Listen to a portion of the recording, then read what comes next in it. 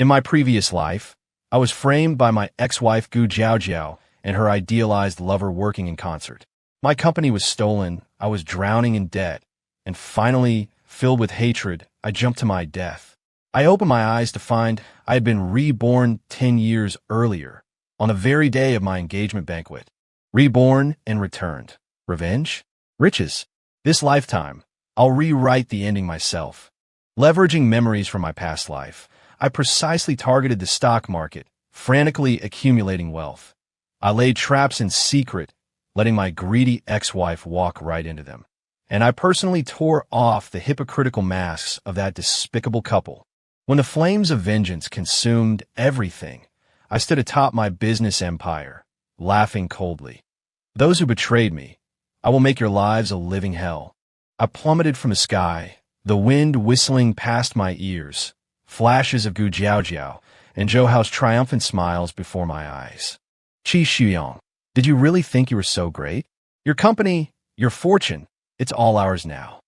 Gu Jiaojiao, her fingers coated in bright red nail polish, gently swirled a glass of red wine. My own prized 82 Lafite. Thank you for taking care of things these past few years. Zhou Hao had his arm around my wife's waist, the corner of his mouth curled into a sneer.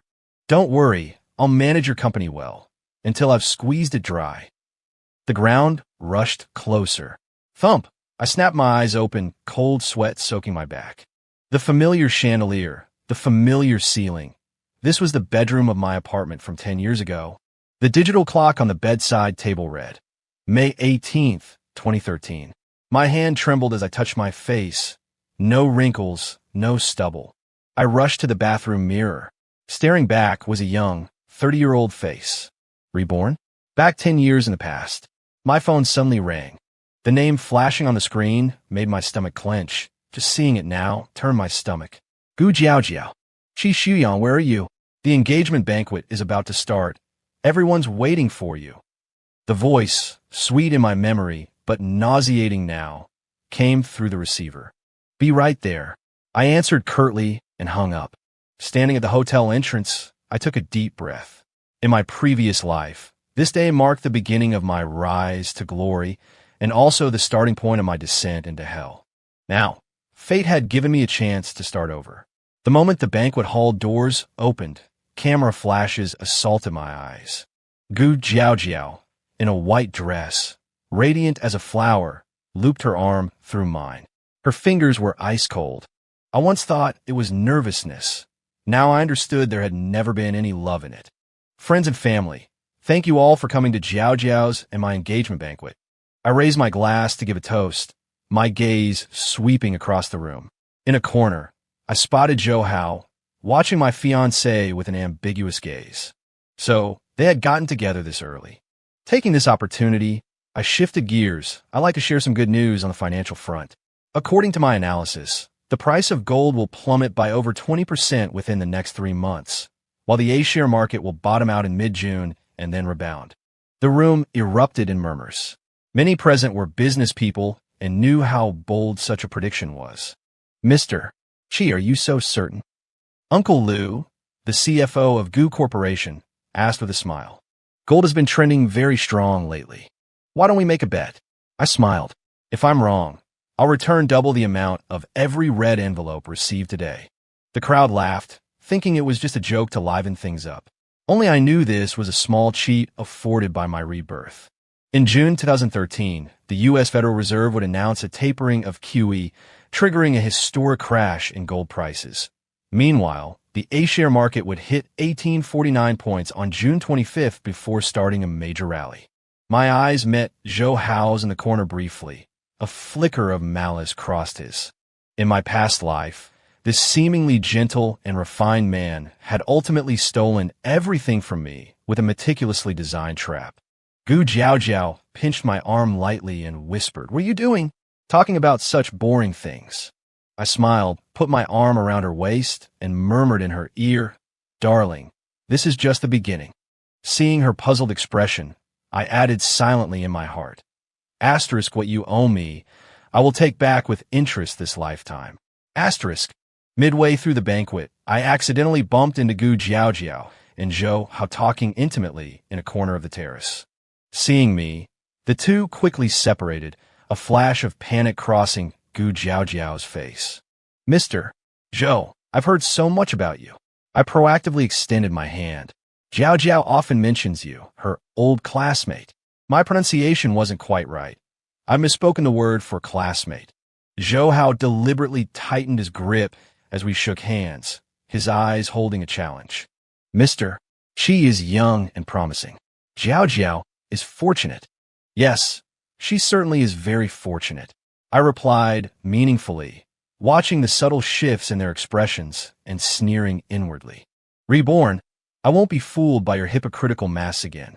This lifetime, the roles of hunter and prey are about to be reversed. The tingle of champagne bubbles from the engagement party still lingered in my throat, yet I was already settled in the driver's seat. Outside the car window, neon lights cast long, colorful reflections on the rain-slicked pavement. Urgent business at the company?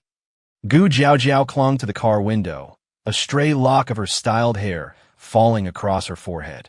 But so many guests are still here. I pinched the bridge of my nose, feigning exhaustion and apology. Just got a call. Something came up with Mingsheng that requires my personal attention. I delivered the excuse without batting an eyelid. Mingsheng Capital was indeed a project I was negotiating, but it was far from being critically urgent. Gu Jiaojiao's red lips pressed into a thin line. In my past life, I would have mistaken this for concern. Now, I knew it was merely annoyance that her plans were disrupted. Go on, then. She finally let go, her nails scraping faintly against the car door. Don't work too hard. In the rearview mirror, her figure shrank until she was quickly swallowed by the guests surging forward to exchange pleasantries. As soon as I turned the corner, I pulled out my phone and dialed a number I hadn't contacted in 3 years. Hello. The voice on the other end was heavy with sleep. Zhao Feng, it's me, Qi Xuyong. Silence hung on the line for a few seconds, followed by a rustling sound, as if someone had suddenly sat up in bed. Holy shit, Qi Xuyong. Zhao Feng sounded much more awake now. Do you have any idea what time it is? I glanced at the dashboard clock, 12:40 a.m. The last time I saw Zhao Feng in my previous life was at his funeral. The genius hacker had been silenced, his death disguised as a car accident, because he'd helped me dig up dirt on Zhou Hao. I need your help. I got straight to the point. It's urgent. The click of a lighter sounded over the phone, followed by Zhao Feng taking a drag. All right, spit it out. What could possibly make the great young Master Qi call me in the middle of the night? 2 things. I turned the steering wheel, guiding the car onto a quiet side street. First, check the recent fund movements in all accounts under my name. Second, investigate 2 people, Gu Jiaojiao and Zhou Hao. Zhou Hao. Zhao Feng exhaled smoke. Wait, isn't Gu Jiaojiao your fiancé? What are you? The wedding might be off, I said calmly, pulling over in front of a 24-hour coffee shop. Zhao Feng let out a low whistle. Interesting. Same old procedure? Send the data to your encrypted email? Yes. I paused. Zhao Feng, be careful this time. Leave no trace. Hey, are you questioning my professionalism? He retorted, half joking, but I heard the underlying seriousness. I'll have something for you within 3 days. After hanging up, I pushed open the door to the coffee shop. It was deserted at this hour, save for a college student hunched over a laptop in the corner, likely pulling an all-nighter on a paper. I ordered a black coffee and opened my laptop. The screen's blue glow illuminated my face as I logged into my online banking and began meticulously checking my financial status. The more I looked, the tighter I clenched my jaw. Gu Jiaojiao had moved faster than I'd imagined. At some point, my 3 bank cards had been linked to her phone number. Over 2 million yuan from my stock account had been transferred out last week. The transaction brazenly labeled wedding house renovation funds. Most alarmingly, both the company's official seal and my personal seal were recorded as having been borrowed, signed out by none other than Gu Jiaojiao. The coffee cup trembled slightly in my hand. In my past life, I hadn't discovered the erosion of my finances until after the wedding. I hadn't expected her to start so early this time. Sir, would you like a refill? The waiter's question broke my train of thought. I shook my head and closed the laptop. Outside, the sky was beginning to lighten. A new day was dawning, and the curtain was rising on my revenge. 3 days later, I sat in the company conference room. The documents Zhao Feng had sent spread out before me. A thick stack of papers, densely covered with call logs, bank statements, and screenshots of social media chats. "Your fiancé is quite something," Zhao Feng remarked, sitting opposite me with his legs crossed, swiping a finger across his tablet. "Look at this." He slid the tablet over. On the screen was a surveillance screenshot of Gu Jiaojiao and Zhou Hao at a hotel reception desk. The date stamp was from 2 weeks ago, the night I was away on business in Shenzhen. "There's more explosive stuff. Want to see?" Zhao Feng raised an eyebrow. I waved him off, my stomach churning. Even though I had braced myself, seeing the proof still made my temples throb. "What about the financials?" I changed the subject. Zhao Feng's expression immediately turned professional. "The 3 properties under your name have all been mortgaged. The loans haven't been disbursed yet, but the paperwork is nearly complete. But the real kicker is this." He pulled out a document. "Your fiancé registered a shell company in your name. You're the legal representative, and the shareholders are her and her father." I let out a cold laugh. Identical tactics to my past life, just executed at least 6 months earlier. Gu Jiaojiao couldn't wait to bleed me dry. "Oh, right. That Zhou Hao you had me look into. His background is interesting." Zhao Feng lowered his voice. "On the surface, he's an elite returnee, but he's actually connected to that loan shark gang in the West District. There was an accidental death at a construction site last year. His name popped up in the police files, but the case eventually went cold." I nodded. This information matched my memories from my past life. Zhou Hao's underworld connections were the key to how he ultimately seized my company. Keep monitoring them, especially their financial transactions. I took an envelope from the drawer and slid it across. "Here's the retainer." Zhao Feng felt the thickness of the envelope and whistled. "Looks like you're serious." "Never more serious." I gazed out the window. The sunlight was bright, but it couldn't penetrate the darkness in my heart. The weekend family dinner arrived as scheduled. The aroma of braised pork drifted through the Gu family villa. Gu's father sat at the head of the table, projecting the image of a benevolent elder. "Ah, little Chi, have you two decided on the wedding invitation style?" Gu's mother placed a piece of fish in my bowl. "Time is tight. You need to hurry." I smiled and nodded. "We're working on it. Jiao Jiao likes the European style, so we chose the one with gold foil embossing." Good. Gu's father took a sip of wine.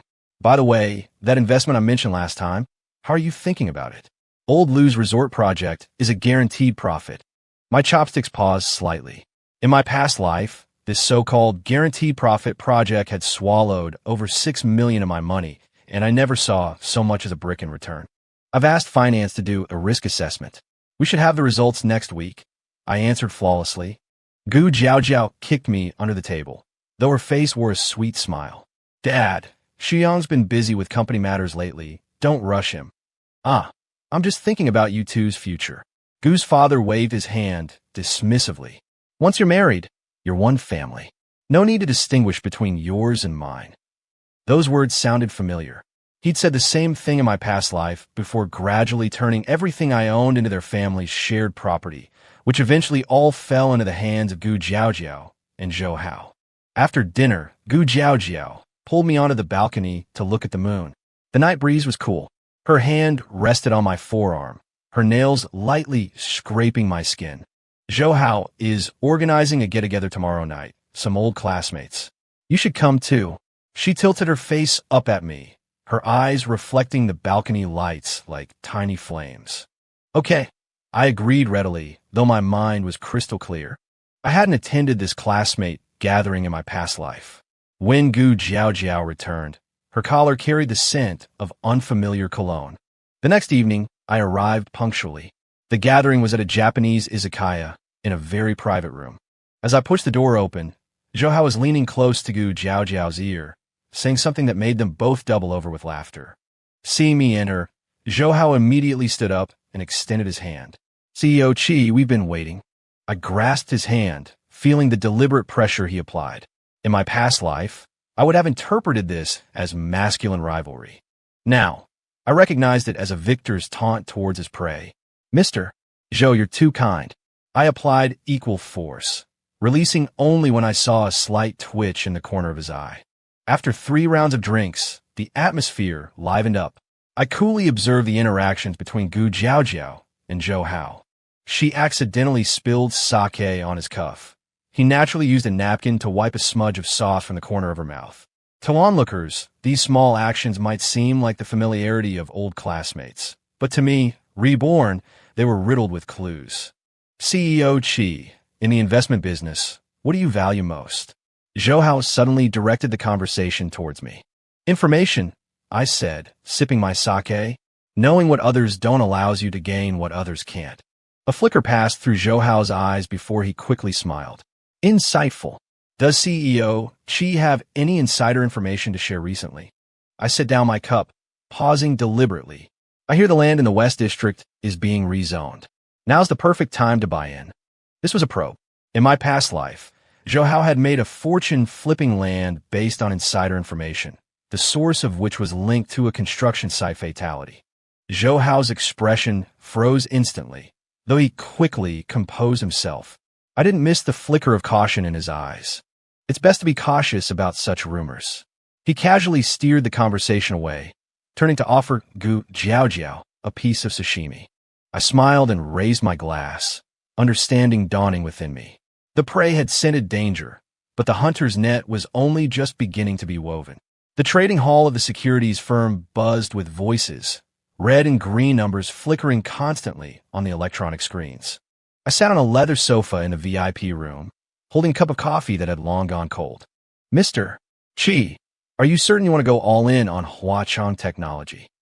My account manager, Xiao Li, pushed up his glasses, fine beads of sweat dotting his forehead. This stock's fundamentals are mediocre. It's been dropping recently, and analysts rate it underperform. This one, I signed my name on the subscription form, the pen tip nearly tearing the paper. 2 million shares, buy at market price. Xiaoli looked like he wanted to say more, but ultimately took the form to process it. I gazed out the window. The May sunlight stung my eyes.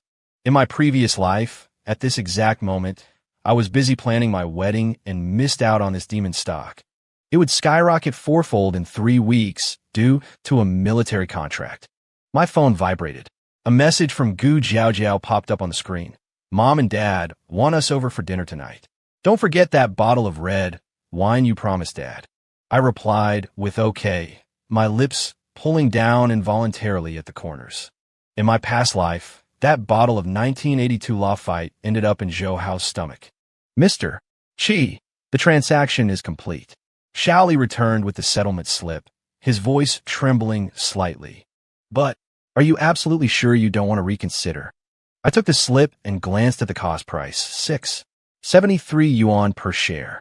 According to my memory, it would break 20 yuan on the first trading day of June. By this time next week, you'll be buying me dinner. I patted Xiao Li's shoulder.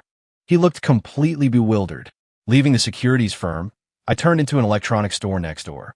Behind the counter, a young man with a small ponytail was dismantling a laptop. I need a micro tracker, the kind used for tracing fund transfers, I said, keeping my voice low. The young man didn't even look up. Don't have any. Zhao Feng sent me.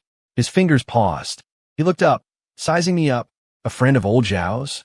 He then pulled a metal box, the size of a USB drive, from a drawer. Link it to an account, and the flow of any funds passing through it will be uploaded in real time to a designated server. Supports multi-hop tracing. How much? 8,000. Non-negotiable. I paid directly via QR code scan. The metal box felt heavy in my palm. This would be the first landmine I planted between Gu Jiaojiao and Zhou Hao. Dinner at the Gu residence was as lavish as ever. Gu's father held up the bottle of Lafite, examining it against the light. Excellent wine. Xiao Qi has good taste. He poured me half a glass with a smile. Heard you've been playing the stock market recently. Out of the corner of my eye, I saw Gu Jiaojiao's ear twitch slightly. Just as I thought, she had been monitoring my finances. Just dabbling. I took a sip of wine. Put some spare cash into Huachong technology. Huachong. Gu's father frowned. Isn't that factory about to go bankrupt? Gu Jiaojiao cut in. Qi Shuyong, didn't you promise me you wouldn't touch stocks? Her voice was sickly sweet, but her fingers pinched my thigh sharply. It's only 2 million. If I lose it, Consider it tuition fees, I said, deliberately sounding nonchalant. 2 million. Gu's mother dropped her chopsticks. Gu's father's expression instantly soured. Gu Jiaojiao's eyes widened. Where did you get that much money? The down payment for our wedding house. Relax, it's not the house money. I smiled and took her hand, feeling how cold her palm was. It's returns from a previous investment. The atmosphere at the table immediately grew awkward. Gu's father cleared his throat. It's good for young people to be investment savvy, but you should still listen to your elders' advice. Dad's right. I nodded humbly, but inwardly I was counting down. 9 more days until Huachong Technology released that game-changing announcement. After dinner, Gu Jiaojiao pulled me out onto the balcony. In the nightlight, the lines of her profile looked exceptionally sharp. Qi Shuyong were still 5 million short for the renovation costs of the wedding house. She laid her cards on the table. Since you have spare cash for stocks, why not use it for this first? I feigned hesitation. But this Huachong stock. Sell it, she interrupted. The house is what's real, tangible. Don't you want to get married sooner? Under the moonlight, her eyes glistened with moisture. In my past life, these were the eyes that deceived me for a lifetime. I took a deep breath and put on a look of compromise. All right, I'll transfer it to you tomorrow. Her face immediately bloomed into a radiant smile. She kissed my cheek. I knew you loved me the most. Back in my apartment, I took the metal box from the safe. Following the instructions, I linked it to an account under one of my subsidiary companies. Tomorrow, this account would transfer 5 million to Gu Jiaojiao, and the destination of every single cent would be laid bare. The blue light from the computer screen reflected on my face. The latest email from Zhao Feng contained detailed information on Zhou Hao. I clicked open a surveillance video clip. Zhou Hao was in an underground casino, chatting amiably with several tattooed men. One bald man was particularly conspicuous, a notorious underworld boss from the west side, nicknamed Scarface Chong. I hit pause and zoomed in. Zhou Hao handed Scarface Chong a thick envelope, and the man gave him a car key in return. In my past life, a month before my company went bankrupt, parking lot surveillance captured this car. I thought it belonged to an ordinary client at the time, but now. Suddenly, my phone rang. An unfamiliar number. I hesitated for a moment before answering. Is this Mr. Qi Shuyong? A gentle female voice. This is the secretarial office of the Qin Corporation. Old Mr. Qin would like to invite you to a charity gala tomorrow evening. My grip on the phone tightened. Qin Jiangwo, a titan of the financial world. The elder who had extended a helping hand to me during my hardest times in my previous life. We were supposed to meet 3 years later at a forum. It would be my honor, I heard myself say. The ballroom at the Peninsula Hotel was resplendent. I wore my most expensive suit, yet my palms were slightly sweaty. What old Mr. Qin liked, what he disliked. It took me 3 years in my past life to figure it out. Now, I had to act as if we were old acquaintances upon first meeting. Mr. Qi, a female secretary, led me toward a lounge area deeper within the ballroom. Old Mr. Qin is waiting for you. Qin Jiangwo sat on a mahogany chair. Though 70 years old, his posture was still ramrod straight. He looked up, sizing me up, his gaze sharp as a torch. Young man, have we met before? I've long admired your esteemed name, Mr. Qin, but never had the fortune to meet you. I gave a slight bow. Your article on blockchain in last month's Financial Review was incredibly insightful. I learned a great deal. Old Mr. Qin raised an eyebrow. That article was published under a pseudonym. How did you know it was me? Damn it, I slipped up. He wouldn't publicly acknowledge writing that piece for another 3 years. Thinking quickly, I improvised. My father met you once, sir. He mentioned this habit of yours. And your father is... Qi Jianhua. I stated my father's name, my heart pounding. In my past life, old Mr. Qin had told me he and my father were university classmates. Old Mr. Qin's expression changed instantly. Jinhua's son. He motioned for me to sit. Is he well? My father passed away 10 years ago, I said softly. It was the truth, though I had never determined the cause of his death. Old Mr. Qin was silent for a long moment, then suddenly asked, Are you fond of Zisha teapots? My heart skipped a beat. I had accidentally learned in my past life that old Mr. Qin was one of the country's top collectors of Zisha teapots, a fact he rarely disclosed. I know a little, especially Master Gu Jingzhou's Squirrel and Grapes pot. It's truly a masterpiece. Old Mister. Qin's eyes lit up. We chatted about Zisha teapots for half an hour until his secretary came to remind him it was time for his speech. Come to my home for tea this weekend. As I was leaving, Old Mister. Qin patted my shoulder. I have some aged tea, the kind Jinwei used to love. I bowed in thanks and nearly bumped into someone as I turned. Looking up, I saw Zhou Hao holding a champagne flute, watching me with a smirk. CEO Qi, fancy meeting you here. He raised his glass. Didn't expect you to be so passionate about charity. I noticed the guest pin on his suit was silver, just a regular invited guest, whereas the one pinned to my chest was the special gold VIP badge provided by Old Mister. Qin, does Mr. Zhou also have an interest in Zisha teapots? I asked deliberately. His smile froze for a second. I prefer red wine. By the way, Jiao mentioned you two are planning the wedding. Yes, thanks to her handling everything. I pretended not to detect the probing tone in his words. Oh, right. I heard that new development in the west side is yours. Nice location. A flicker of alarm crossed Zhou Hao's eyes. Just a small project. CEO Qi is certainly well informed.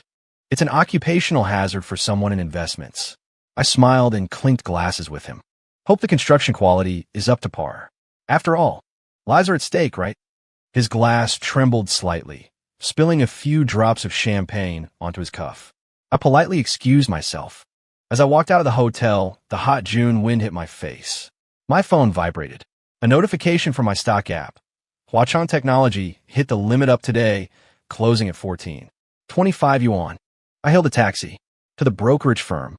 In the rearview mirror, Zhou Hao stood at the hotel entrance, staring darkly in my direction. I rolled up the window, a cold smirk playing on my lips. The game had only just begun, and this time I knew all the cards. The June sunlight pierced through the gap in the curtains. I squinted at my phone, 7:18 a.m. On the nightstand sat the carefully chosen diamond ring. Tonight was supposed to be the night I proposed to Gu Jiao. I took a cold shower, water trickling down my spine. In the mirror, my eyes were rimmed with dark circles. I'd stayed up with Zhao Feng until 3 in the morning last night, just to ensure today's plan was absolutely foolproof. My phone vibrated. It was a message from Zhao Feng, device planted. Any text she sends today will automatically forward to your burner phone. I replied with an okay, dried myself off, and changed into the light blue shirt Gu Jiao liked best. On the wardrobe mirror, a sticky note she had written still lingered. Meeting the parents tonight. Don't be late. Red heart. Expressionless, I tore it down, crumpled it into a ball, and tossed it into the trash can. The Gu family villa was festively adorned. White tents were erected in the yard, long tables laden with exquisite pastries. Mrs. Gu, bedecked in gold and silver, greeted guests at the entrance. Seeing me arrive alone, her brow instantly furrowed. Where's Jiao? She asked. She said she was getting her hair done. She'll be here later. I smiled, handing her a gift box. Andy, this is that silk scarf you mentioned liking last time. Mrs. Gu's expression immediately shifted from cloudy to sunny. As she took the box, her fingers brushed ambiguously against my palm. How had I never noticed these little actions in my past life? This entire family, inside and out, reeked of hypocrisy. Over a dozen relatives, all from the Gu side, were already seated in the living room. I greeted each one, playing the part of the perfect prospective son-in-law. Mr. Gu pulled me along to toast the various uncles, and the conversation quickly turned to my investments. Little Qi, I heard you made quite a bit on the stock market recently. The eldest uncle slapped my shoulder, his alcohol-laden breath hitting my face. Just lucky, I replied with a modest smile, catching Mr. Gu prick up his ears out of the corner of my eye. Young man, don't be too greedy. The second grand uncle stroked his beard. Know when to quit while you're ahead. Investing in solid businesses is the proper way. I nodded in agreement and slipped away, using the excuse of needing the restroom. The room at the end of the second-floor hallway was Gu Jiao's boudoir. The door was slightly ajar. I gently pushed it open. Her spare phone lay on the vanity. My heart pounded as I quickly picked it up. The screen lit up, requiring a passcode. I entered her birthday. Incorrect. Then I tried Zhou Hao's birthday. Success, it unlocked. A sharp pain twisted in my stomach. Although I had braced myself, seeing the proof firsthand still made my breath catch in my throat. I went straight to the text messages. The latest one, sent to Zhou Hao 20 minutes ago, read, "So annoying, have to play along with him again. Miss you, thinking about that day at the hotel." The sound of the doorknob turning made my entire body stiffen. I rapidly took screenshots, placed the phone back where it was, and slipped into the wardrobe. Gu Jiaojiao entered, humming, carrying the scent of a hair salon. She pulled a dress from the wardrobe, her face less than 20 centimeters from mine. Through the crack, I saw her pick up her phone, a sweet smile gracing her lips. Only after she had changed and gone downstairs did I emerge from the wardrobe, my back drenched in sweat. I took a deep breath, composed my expression, and followed her downstairs. As the banquet was in full swing, I accidentally spilled red wine on my shirt. "I'm going up to change," I told Gu Jiaojiao. She was busy chatting with her cousin and gave me a perfunctory nod. Back on the second floor, I slipped into her room once more. This time I got straight to the point. From the inner pocket of my suit jacket, I took out the other phone I had prepared, identical in model and color to Gu Jiaojiao's. The swap took less than 3 seconds. Just as I reached the landing, I heard Gu Jiaojiao's voice call out, "Qi Shuyong, are you done?" "Almost," I replied, deliberately tugging my tie. "Ask you, can you help me with this? No matter how I tie it, this tie looks awkward." She rolled her eyes but still came over to adjust it. As her fingers brushed against my neck, I fought the urge to flinch. "There," she patted my chest. "Let's go down. They're about to cut the cake." During the cake cutting, everyone raised their phones to take pictures. This was the moment I had been waiting for. I discreetly pulled out the burner phone and pressed the preset shortcut key. Gu Jiaojiao's phone, resting on the coffee table, suddenly emitted a series of 5 piercing alert tones. All eyes turned towards the sound. The phone screen automatically lit up, displaying 5 MMS messages, all selfies of her and Zhou Hao in a hotel bed. The living room fell instantly silent. Gu Jiaojiao's face drained of all color. She lunged for the phone, fumbling frantically to turn off the screen. But the program Zhao Feng had planted wasn't so easily bypassed. The screen grew brighter, larger, until the final photo filled it entirely. Zhou Hao, bare-chested, lying in bed, with Gu Jiaojiao nestled against his chest, flashing a peace sign. This isn't real." Gu Jiaojiao shrieked, her voice sharp. "Someone photoshopped these to frame me." I stood rooted to the spot, my face a perfect mask of shock and pain. "Mister." Gu snatched the phone, scrolled through the pictures, veins bulging on his forehead. "Qi Shuyang, what is the meaning of this?" he demanded harshly, as if I were the one caught cheating. I gave a bitter laugh. "I'd like to know that myself." Turning to Gu Jiaojiao, my voice trembling, "Jiaojiao, isn't Zhou Hao your high school classmate? When did you two?" Gu Jiaojiao suddenly exploded. "You investigated me?" She grabbed a vase from the coffee table and smashed it on the floor, porcelain shards flying everywhere. "Who gave you the right to go through my phone?" Her reaction was exquisite. I sneered inwardly, but outwardly appeared even more devastated. "Get out! Get the hell out!" she screamed hysterically, her makeup streaked across her face. "The wedding's off. Don't ever let me see you again." "Mrs." Gu attempted to smooth things over, but Mr. Gu, having seen all the photos, remained silent, his face ashen. I lowered my head, my shoulders slumped, appearing like a complete and utter failure. "I'm sorry for the disturbance," I murmured softly, turning towards the door. Behind me, I heard Gu Jiaojiao's weeping and the hushed whispers of the relatives. Stepping out of the Gu family villa, the night breeze brushed against my face. I let out a long, deep breath. Step 1 of the plan, perfectly executed. The next day at noon, I was in my apartment checking stock prices when the doorbell rang.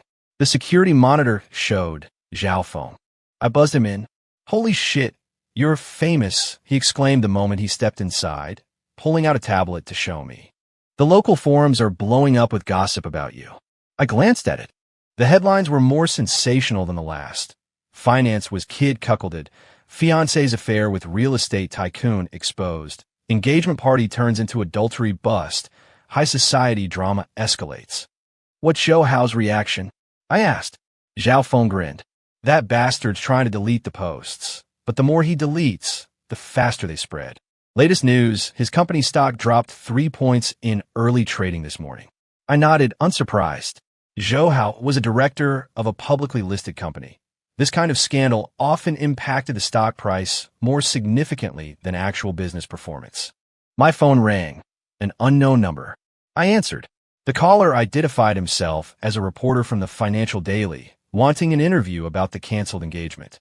There's nothing to say, I said, my voice deliberately hoarse. Please respect my privacy. I had just hung up when another call came in, this time from the Metro Evening News. Throughout the morning, I fielded over a dozen calls from the media, maintaining a remarkably consistent performance. Restrained, pained, refusing to comment. At 3 in the afternoon, Zhao Feng suddenly jumped up from his computer. Quick, look at Weibo. Gu Jiaojiao had actually given an interview, claiming the photos were photoshopped, alleging that I had suffered a mental breakdown due to investment failures and had deliberately framed her. Even more incredibly, she claimed I had misappropriated funds intended for a marital home to speculate on stocks, had run up high-interest debts, and even attached a blurry image of a transfer record. This woman really has some nerve, daring to make things up like that. Zhao Feng clicked his tongue. I gave a cold laugh, opened the safe, and retrieved a stack of documents. It's time. An hour later, at a downtown cafe, 5 reporters sat across from me, including Suya from Financial Weekly, the only journalist who had spoken up for me in my past life. Ladies and gentlemen, I began, pushing up my glasses, my voice calm. I've asked you here today to clarify some facts. Firstly, regarding the authenticity of the photos. I presented the evidence I had prepared, piece by piece. An expert agency's authentication report confirming the photos were unaltered. Hotel booking record for Gu Jiaojiao and Zhou Hao spanning the last 6 months. And the most damning piece, an audio recording from the previous night at the Gu residence, capturing her own admission of her relationship with Zhou Hao. The reporters scribbled furiously, camera flashes popping incessantly. Suya, however, kept her gaze fixed on my face, her eyes filled with inquiry. Mr. Chi, she suddenly asked, this evidence is remarkably thorough. It's almost as if you anticipated this outcome. My heart tightened, but I maintained an impassive expression. When a person discovers they've been betrayed, isn't the first instinct to seek the truth? She nodded thoughtfully and didn't press the matter further. After the press conference concluded, Suya discreetly slipped me her business card. If you need to clarify anything further, feel free to contact me anytime. Watching her retreating figure, I recalled how in my past life, she had acid thrown at her for reporting on Zhou Hao's illicit activities. In this life, I would never allow such a thing to happen again. 3 days later, public opinion had completely reversed. Gu Jiaojiao and Zhou Hao became social outcasts, figures scorned by everyone, while I was portrayed as the strong, restrained victim. Even better, the investment portfolio I had inadvertently revealed, particularly the staggering performance of Huachang Technology, catapulted my reputation within financial circles. My office phone rang incessantly with calls seeking collaboration. I leaned back in my leather chair, gazing at the city skyline outside my window, sipping a single malt whiskey. Zhao Feng pushed the door open, his expression somewhat troubled. Found something. You might not want to see this. He handed me a folder. Inside were photographs of Zhou Hao with several heavily tattooed men. The background, clearly an underground casino. One photo, circled prominently in red ink, showed Zhou Hao handing a thick envelope to one of the men. What's this? I pointed at the envelope. Hush money, according to our informant. Zhao Feng lowered his voice. Last year, a migrant worker died at the West City construction site. The family suddenly dropped their lawsuit and settled privately. A throbbing started in my temples. What was the dead man's name? Zhang Jianjun, in his 40s, an out-of-town laborer. Zhao Feng flipped through the documents. The strange thing is 3 days after the accident, 2 million yuan suddenly appeared in his daughter's bank account. The hand holding my glass trembled slightly. In my past life, Old Sheen had told me that my father's last known whereabouts were near that very construction site in West City. Keep digging. I want every piece of information on this Zhang Jianjun. My voice was as cold as ice. And put someone on Zhou Hao, especially his interactions with the Azure Dragon Gang. Zhao Feng nodded and left. I walked to the window. The setting sun stained the clouds a bloody red. In the reflection on the glass, my own eyes looked startlingly unfamiliar, almost unrecognizable even to myself. Revenge had only just begun, and the prey had already stepped into the first trap. Rainwater beat against the glass curtain wall. I stood in my new office on the 28th floor, overlooking the city's blurred silhouette in the downpour. 3 months ago, this place was empty. Now, $1 million smart office system hummed, and over 20 employees bustled about at open-plan workstations. CEO Qi. Here is today's investment briefing. My assistant, Xiao Zhang, gently placed a folder down. Also, Mr. Chen has arrived. He's waiting for you in the conference room. I nodded, picking up the folder and flipping through it. The numbers were impressive. The assets under the company's management had already exceeded $500 million, with an astonishing annualized return rate of 78%. In my past life, it took me 5 years to reach this scale. In the conference room, a tall, thin young man was staring blankly out the window. Chun Ziyuan, the tech genius who should have become my partner in my past life, but was ultimately poached by Zhou Hao due to Gu Jiaojiao's meddling. Now, he wore a washed-out shirt, dark circles shadowed his eyes, and steam rose from the disposable paper cup before him. Mr. Chun, sorry to keep you waiting. I pushed the door open. He scrambled to his feet, knocking his knee against the table, splashing coffee onto the documents. Sorry, It's all right. I handed him a tissue and sat down opposite him. Zhao Feng told me about your AI algorithm. I'm very interested. Chun Ziyuan's eyes lit up, his fingers unconsciously gesturing. It's not just ordinary machine learning, but a completely new neural network architecture. It can predict market sentiment fluctuations with an accuracy of 87.3%. At least that's what it said in that rejected paper of yours from last year. I interjected. His eyes widened. You've read my paper? Not only read it, I believe it's worth this much. I wrote a number on a notepad and pushed it towards him. Chen Ziyuan stared at the paper, his Adam's apple bobbing. This is enough to build a complete research team. Not just that. I stood up. Let me show you something. I led him down the corridor to a glass door labeled R&D department. Swiping the card to enter, we stepped into a 200-square-meter high-tech laboratory. 6 top-tier servers blinked with blue light, and screens on the wall displayed real-time global financial market data. This is... Chen Ziyuan's voice caught in his throat. Your new office. I handed him an access card. The budget is unlimited, but I need to see a runnable initial version within 3 months. His hand was shaking. He nearly dropped the card as he took it. Why me? There are so many famous teams. Because they are all just repeating others' paths. I looked him straight in the eye. But you, Chun Ziyuan, you are creating the future. That hit the mark. Chen Ziyuan's eyes reddened, and he nodded firmly. I knew, from this moment on, he would become my most loyal partner. Returning to the office, Xiao Zhang hurried over. CEO Qi, we just received news. The bidding for the city government's tech park project tomorrow has been moved forward. A faint smile played on my lips. In my past life, this future tech city project was delayed for 2 years before construction started, eventually becoming an unfinished mess that bankrupted 3 contractors. And now, I knew exactly who would be interested. Get the car ready. I'm going somewhere. I picked up my suit jacket. The coffee shop at the Peninsula Hotel was quiet as always.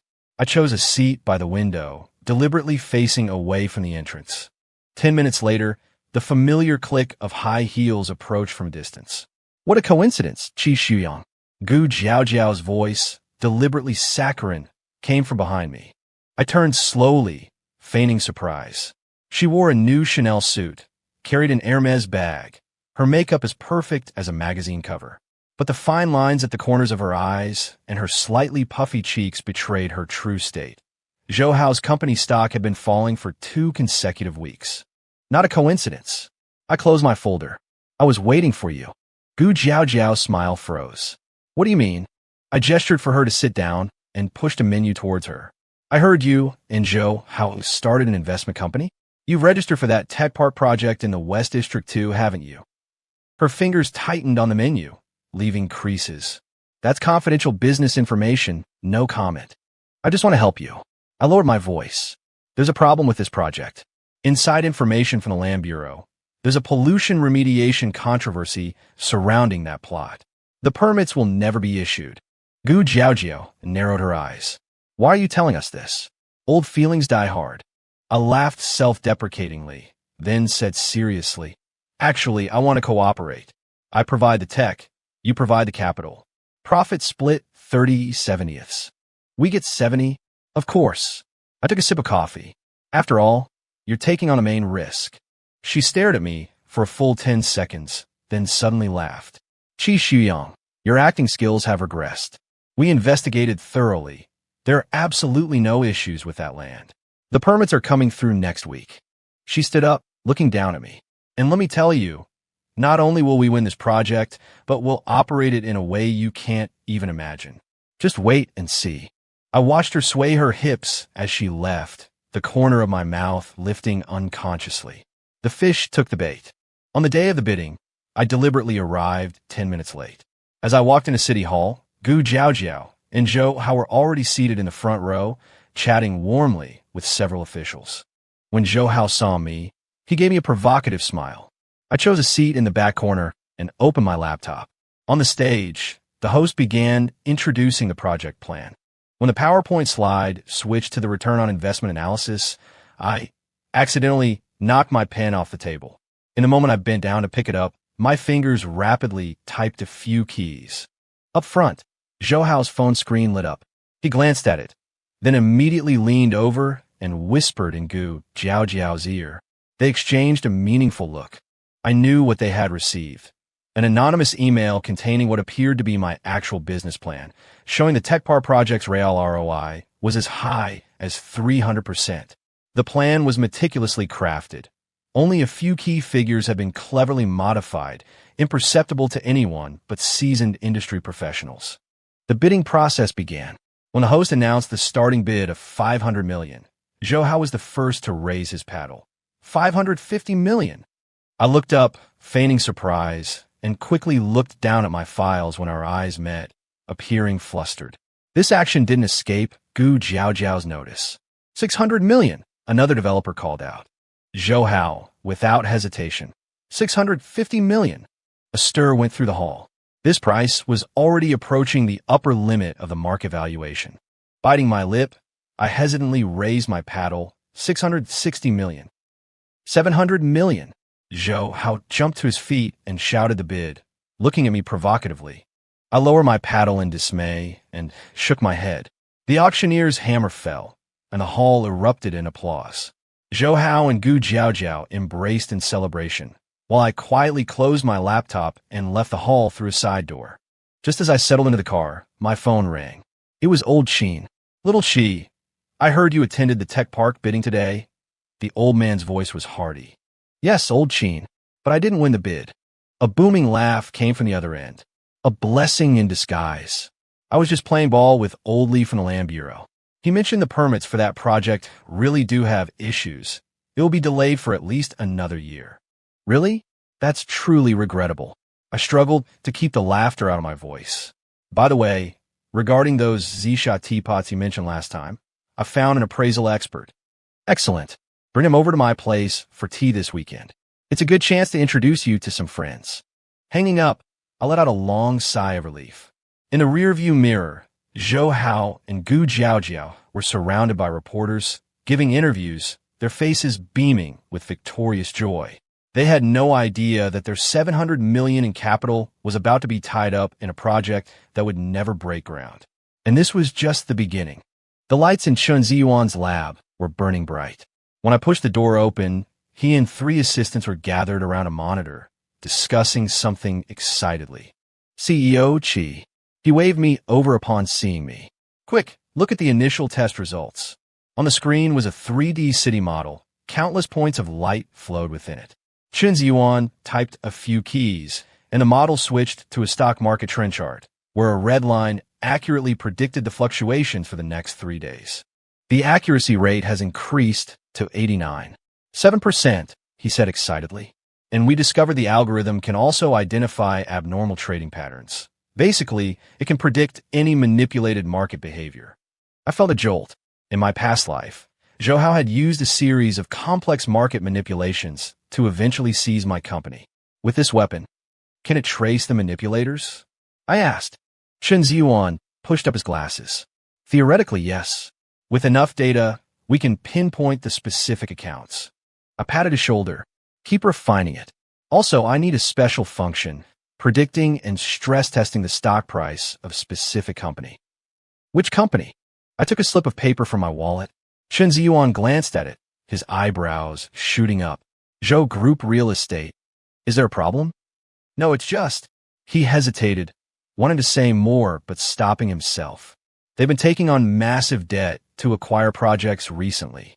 Their financial leverage is already very high. What happens if the stock price suddenly drops by more than 20%? Margin call. The banks will force the liquidation of all pledged stocks. Chen Ziyuan made a collapsing gesture with his hands. Overnight, the company could change hands. I nodded with a smile. Then it's settled. How long will it take to develop the function? 2 weeks. He hesitated for a moment. CEO Qi, do you have some history with the Zhou Group? Outside, a bolt of lightning flashed across the sky, illuminating half of it. Amidst the booming thunder, I replied softly, it's merely a business precaution. Leaving the lab, the rain was falling harder. I stood under the eaves, watching the rainwater form streams on the ground, flowing towards the low-lying areas. Just like capital in the business world, always flowing towards the weakest links. And Zhou Hao and Gu Jiaojiao were personally digging their own company into the deepest pit. The air conditioning in the coffee shop was turned up too high. I rubbed my arms and looked toward the door. There were still 5 minutes until the appointed time, but I knew she would arrive early. That was Su Ya's habit in my past life. Sure enough, the glass door swung open, and a woman with her hair in a ponytail, wearing a simple white shirt, walked in. She scanned the room, her gaze sharp, finally locking onto me in the corner. Mr. Qi. She walked up to the table, but didn't offer her hand. I'm Suya from Finance Weekly. I nodded. Please sit. What would you like to drink? An Americano, no sugar. She placed her recorder and notebook on the table, her movements clean and efficient. Thank you for agreeing to this interview. As the waiter came to take our order, Suya kept staring at my face, as if trying to see through my skin and into my skull. In my past life, we first met in court. By then, I had lost everything. She was the only reporter willing to listen to me. Ms. Su, your recent report on listed companies' financial fraud was brilliant, I said, stirring my coffee. Especially the part about Zhou Real Estate. Her eyelashes fluttered slightly. That was just the first piece in a series. You know a lot about Zhou Real Estate? Just industry peers. I shrugged.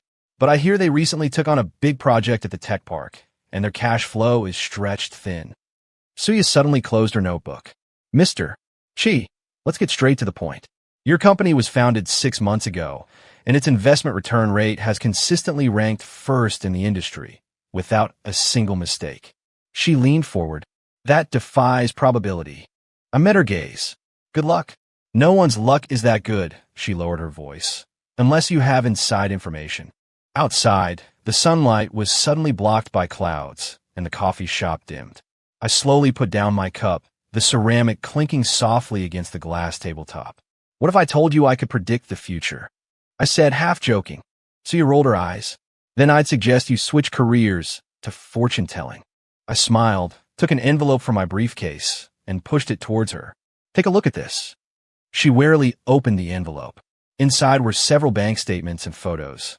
When she saw a photo of Zhou Hao with a bald man, she drew a sharp breath. Scarface Chom? The boss of the Azure Dragon Gang. The photo was taken last week at the Imperial Dynasty nightclub on the west side, I said softly. Zhou Real Estate recently took out 3 loans totaling $200 million, guaranteed by a small loan company called Jinyun. Suya reacted quickly. A money laundering front for the Azure Dragon Gang? Clever. I nodded in approval. What's more, all that money went into the Tech Park project.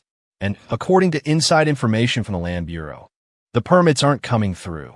She finished my sentence, her eyes sparkling. This is huge news. The waiter came over to refill our cups, and we both fell silent. Once the waiter was gone, Suya suddenly narrowed her eyes.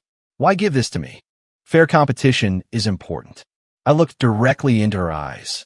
I don't like people using underworld connections to disrupt market order. She stared at me for a long moment, seemingly judging my sincerity. Finally, she put away the envelope. I'll investigate. If it's true, you'll write a story that shakes the nation. I finished for her. I only ask one thing. Be careful. Neither Zhou Hao nor the Azure Dragon Gang are people you want to mess with. Suya chuckled softly. Threats are a reporter's badge of honor. She stood up and suddenly asked, Mr. Chi, do you have a history with Zhou Hao? Sunlight broke through the clouds again, illuminating her profile. For a moment, I saw a vision of my past life. The female reporter who had spoken out for me in court, who was later disfigured by an acid attack but still persisted with her investigation. The one with the grudge isn't me, I said softly. It's justice. She raised an eyebrow, clearly not buying such a high-sounding excuse, but still handed me a business card. Contact me anytime if you have more leads. I watched her back disappear through the door, then took out my phone and dialed Zhao Feng's number. The fish took the bait. Begin Phase 2. 3 days later, I met Suyo again in the coffee shop downstairs from my company. This time, she had dark circles under her eyes, clearly having pulled an all-nighter, but she was buzzing with energy. I found more, she whispered, pulling a stack of documents from her bag. Over the past 5 years, Zhou Real Estate has settled 12 labor disputes privately, 3 of which involved serious worker injuries. The most suspicious case was an accident last June. A migrant worker named Zhang Jianjun fell from the scaffolding and died instantly. My heart suddenly raced. Zhang Jianjun. Yes. The family initially insisted on suing, but then abruptly dropped the lawsuit and disappeared. So you produced a blurry photograph. This is the only photo leaked from the accident scene. Look closely at this corner. The photo showed a chaotic construction site, paramedics surrounding a body covered with a white sheet. At the very edge of the frame, a blurry figure was turning away, something reflective glinting on their wrist. My fingers trembled involuntarily.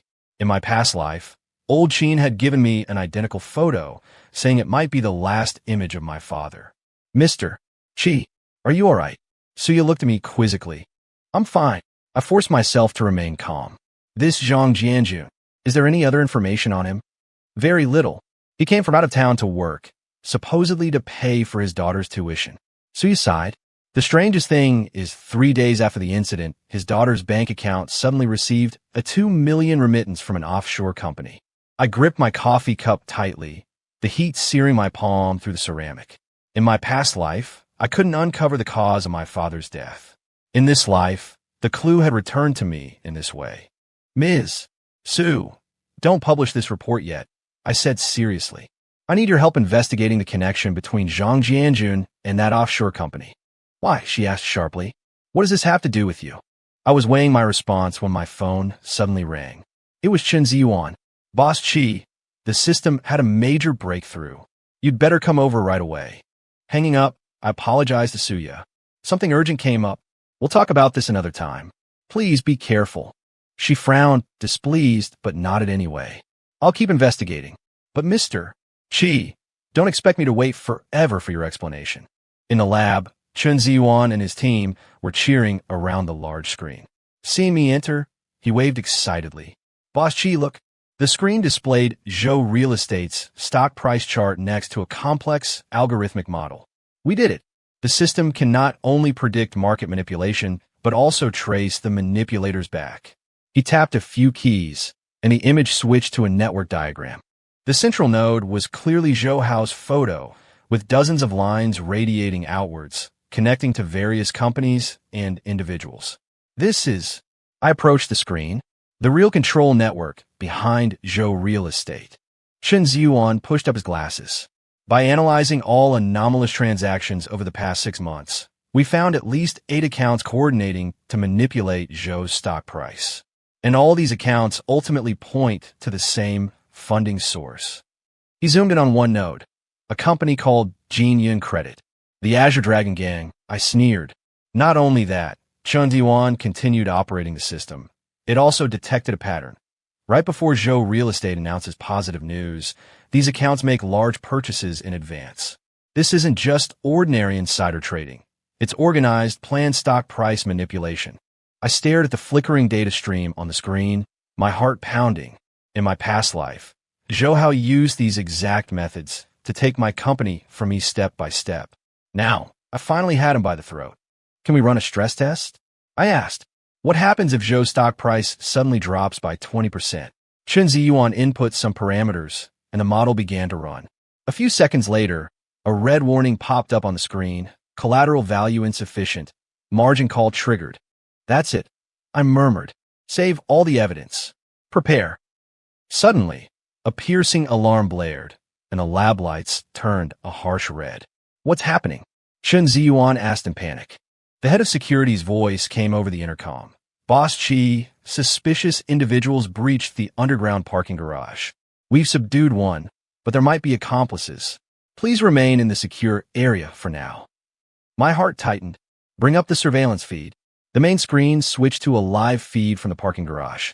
Two men in black were pinned to the ground by security personnel, steel pipes and camera equipment scattered nearby. Reporters? Chen Ziyuan asked, puzzled. I zoomed in on the image and saw the Azure Dragon tattoo on one man's arm. No, they're from the Azure Dragon gang. Just then, my phone vibrated. A text from an unknown number. Asterisk, stay out of it. Unless you want to end up like your father. Asterisk, my blood ran cold. They know about my father. That night, I stood before the floor-to-ceiling windows of my apartment, gazing down at the city lights. My phone lay on the table, speakerphone on. Zhao Feng's voice came through. Found them. The ones tailing you are definitely Scarface Chong's men. Worse, they're watching reporter Suya too. I hacked into the phone of one of the gang's grunts. It had her address and daily schedule. I tightened my grip on my whiskey glass, the ice cubes clinking. Assign people to protect her. Don't alert them. Understood. Also, regarding Zhang Jianjun's accident, I found a detail. Zhao Feng's voice turned serious. On the day it happened, the construction site surveillance system was conveniently under maintenance. But a nearby convenience store camera caught a black Mercedes entering and leaving. The license plate was obscured. Model, an S600, an older model. Zhao Feng paused. Qi Shuyang, the day your father disappeared. He was driving the same model. I finished his sentence, a heavy weight pressing on my chest. Keep digging. I want concrete proof. After hanging up, I opened my safe and took out an old envelope. Inside was a list of the items my father had with him when he disappeared. Wallet, keys, phone, and that heirloom Patek Philippe watch. The crack on the watch face. The blurry reflection in the photo. The images began to merge in my mind. Suddenly, the doorbell rang. I glanced warily at the security monitor. Suya stood outside, her face pale. I opened the door, and she rushed inside. Someone's following me. Just now, downstairs. Before she could finish, her gaze fell on the photo on the coffee table. The picture from Zhang Jianjun's accident scene. She snapped her head up, shock flashing in her eyes. You knew Zhang Jianjun? I hesitated for a moment, then decided on a partial confession. He might be connected to my father's disappearance. Suya's expression shifted from shock to dawning realization. So that's the real reason you're targeting Zhou Hao. Not to market justice, but personal revenge. Outside, a flash of lightning illuminated the disappointment on her face. Amidst the booming thunder, I didn't know how to respond. The rain began to fall, drumming against the glass like countless tiny accusations. Suya stood there, damp strands of hair clinging to her cheeks, waiting for my explanation. And I, for the first time in this reborn life, felt the inadequacy of words. The red light on the finance channel's camera lit up. The host, wearing a professional smile, asked, Mr. Chi, the stock market has been hitting new highs recently, yet you've publicly warned of risks. Isn't that a bit alarmist? I adjusted my tie and looked directly into the camera. It's not alarmist. It's a fundamental judgment. The Fed's interest rate hike is imminent. Domestic liquidity is already showing signs of marginal tightening, and the market bubble is obvious. But Mr. Zhou Hao of Zhou Enterprises stated in an interview yesterday that your concerns are unfounded worries from an outsider, and he declared he would continue to increase his positions. The host handed over a newspaper. The front page featured a photo of Zhou Hao with his arm around Gu Jiaojiao at a charity gala. Headline, "The Golden Decade has just begun." I chuckled softly. Everyone is entitled to their opinion. I am simply reminding investors to be mindful of the risks, especially concerning companies with excessive leverage. Stepping out of the television station building, the June heat wave hit me. My phone vibrated. It was a message from Chen Ziyuan, model confirmed. Market will undergo drastic correction within 72 hours. Probability, 92.3%. I replied with received and looked up at the huge electronic screen on Financial Street. Optimistic forecasts from various institutions scrolled across it, and Zhou Enterprises' stock price was still hitting new highs. At this exact time in my previous life, like all blindly optimistic investors, I had bet my entire fortune on the so-called golden decade, only to lose everything. But now, I knew that in 3 days, the Fed would unexpectedly announce its plan to shrink its balance sheet, triggering a global market earthquake. "Mr. Chi, the car is ready." The driver, Xiao Lu, opened the car door. "To the office first." I slipped into the back seat, pulled out my laptop, and began issuing a series of instructions. Close all long positions by put options, increase cash reserves to 80%. While the car was stopped at a red light, I casually glanced out the window. An outdoor table of the cafe across the street. Sue was talking with a middle-aged man. The man had his back to me, but the gray suit and the slightly balding back of his head made me tense up. Director Lee from the Land Bureau, the official in charge of approving the Tech Park project. I immediately dialed Zhao Feng's number. Check Director Lee's recent call records, especially any contact with Zhou Enterprises. "What a coincidence. I was just about to call you." Zhao Feng's voice was unusually tense. "The Green Dragon Gang is making a move. Scarface Chong gathered some core members last night. Mentioned your name and kidnapping." My fingers tapped on my knee. "Expected. Proceed according to the contingency plan."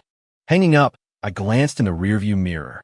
A black motorcycle was following at a distance, the rider wearing a full-face helmet, obscuring their face. In the company conference room, the investment team was engaged in a heated debate. When I pushed the door open, the arguments abruptly stopped. "Continue." I walked to the head seat and sat down. Old Chun, the risk control director, pushed up his glasses. "Mr. Chi, we've run the calculations. If we switch completely to a defensive strategy, as you suggest, and the market continues to rise, the pressure from client redemptions will be immense. I'll handle the clients." I turned on the projector. "Now, everyone look at this." The screen displayed the warning model developed by Chen Ziyuan's team. Streams of dense data converged into a striking red warning signal. According to our AI systems analysis, the probability of a market correction exceeds 90%. I looked around at everyone. This isn't speculation. It's a calculation based on millions of data points. Starting tomorrow, all products will execute Plan B. After the meeting dismissed, only my assistant, Xiao Zhang, remained. "Mr. Chi, old Qin called. He invited you to his home for tea tonight." I nodded, but a sliver of caution rose within me. In my previous life, it was at such a tea gathering that old Qin had revealed crucial information, helping me survive the crisis. But the timing now was too coincidental, so much so that it felt deliberately arranged. "Reply that I'll be there on time." I paused. "Also, don't tell anyone about my itinerary tonight, including anyone within the company." Xiao Zhang gave me a puzzled look, but nodded in agreement. At dusk, I stood in the company's underground parking garage, but didn't walk towards my usual Mercedes. Turning into a corner, I slipped into an inconspicuous Honda sedan. Zhao Feng was in the driver's seat.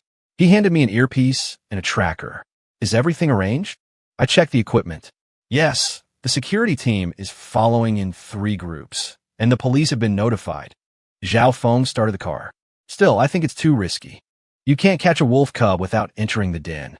I rolled down the window, letting the night breeze dry the sweat on my forehead. Zhou Hao is desperate now. This is the best chance to get leverage on him. The car drove into the night. I glanced at the rearview mirror. The familiar black motorcycle had reappeared, following at a distance. "The fish has taken the bait," Zhao Feng said softly. As planned, we suddenly accelerated on a deserted side road, and turned into an abandoned factory area. The motorcycle followed closely, and now 2 vans appear behind it. Now, I pressed the button on my earpiece. Zhao Feng slammed on the brakes. I feigned panic, jumped out of the car, and ran. I had only run about 10 meters before 3 burly men tackled me to the ground. Someone pulled a hood over my head and roughly shoved me into a vehicle. "Behave!" a hoarse voice threatened. Cold metal pressed against my waist. A gun? The vehicle jolted along for about half an hour before stopping. I was dragged out and pulled into a space thick with the smell of mildew. The hood was ripped off. Blinding white light made it impossible to open my eyes. It was an abandoned warehouse. I was tied to a metal chair.